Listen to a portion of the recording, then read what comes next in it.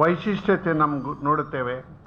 2 ವರ್ಷಕ್ಕೊಮ್ಮೆ ನಡೆಯತಕ್ಕಂತಹ ಪರ್ಯಾಯ ಅಂತಂದರೆ ಅಷ್ಟಮಠಾಧೀಶರಲ್ಲಿ ಕೃಷ್ಣನ ಪೂಜೆಯನ್ನು ಬದಲಾಯಿಸುವಂಥದ್ದು. 2 ವರ್ಷ ಪೂಜೆ ಮಾಡಿ ಉಳಿದ 14 ವರ್ಷ ಮಧ್ವಾಚಾರ್ಯರ ಸಂಪ್ರದಾಯದ ಹಾಗೆ ಅವರು ಪರ್ಯಟನೆ ಮಾಡಬೇಕು, ಧರ್ಮ ಪ್ರಸಾರ ಮಾಡಬೇಕು. ಆ ದೃಷ್ಟಿಯಿಂದ ವಾದಿರಾಜರ ಕಾಲದಿಂದ 2 ತಿಂಗಳಿಗಿದ್ದ ಪರ್ಯಾಯವನ್ನು ವಾದಿರಾಜ ಸ್ವಾಮಿಗಳು 2 ವರ್ಷಕ್ಕೆ ಮಾರ್ಪಾಡು ಮಾಡಿದರು. ಅದರ ಮುಖ್ಯ ಉದ್ದೇಶ ಇಷ್ಟೇ, ಅವರ ಜವಾಬ್ದಾರಿ ಅಥವಾ ಆಗಿನ ಕಾಲದಲ್ಲಿ ಈ ಸಂಚಾರದ ವ್ಯವಸ್ಥೆ, ಅಷ್ಟು ವಾಹನದ ವ್ಯವಸ್ಥೆ ಇರಲಿಲ್ಲ.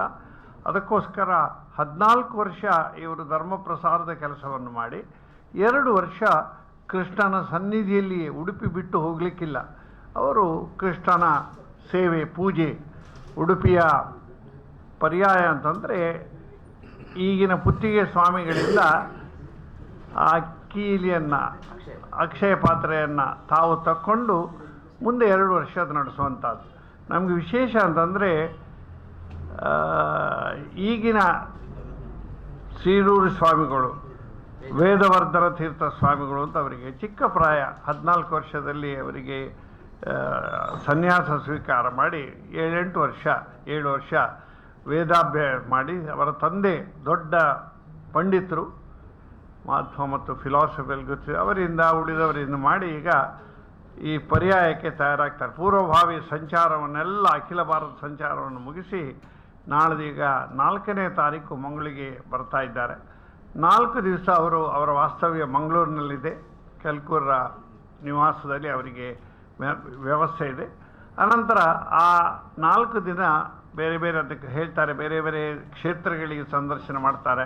ಮಧ್ಯಾಹ್ನ ರಾತ್ರಿ ಪೂಜೆ, ಹಾಗೆ ಪಾದಪೂಜೆ.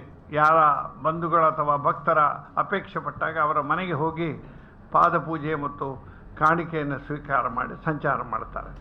ಒಟ್ಟು ಅವರ ಚಿಕ್ಕ ಪ್ರಾಯ, ಈ ಪ್ರಾಯದಲ್ಲಿ ಅವರಿಗೆ ವಿರಕ್ತಿ ಮತ್ತು ಭಗವಂತನ ಸಮಾಜದ ಜವಾಬ್ದಾರಿ, ಸನಾತನ ಧರ್ಮದ ವಿಶೇಷವಾದಂಥ ಒಂದು ತಿಳುವಳಿಕೆ ಅವರಿಗೆ ಬರಬೇಕು. ಆ ರೀತಿಯಲ್ಲಿ ನಾವು ಅವರನ್ನು ಒಳ್ಳೆಯ ರೀತಿಯಲ್ಲಿ ಸ್ವಾಗತ ಮಾಡಿ, ಅನಂತರ ಈಗಲೇ ಹೇಳಿದ ಹಾಗೆ 8ನೇ ತಾರೀಕಿಗೆ ಪೌರ ಸನ್ಮಾನ ಅಂತ ಇಟ್ಟುಕೊಂಡಿದ್ದೇವೆ. ಅದರ ಬಗ್ಗೆ ವಿವರವನ್ನು ನಮ್ಮ ಕಲ್ಕೂರು ಹೇಳ್ತಾರೆ.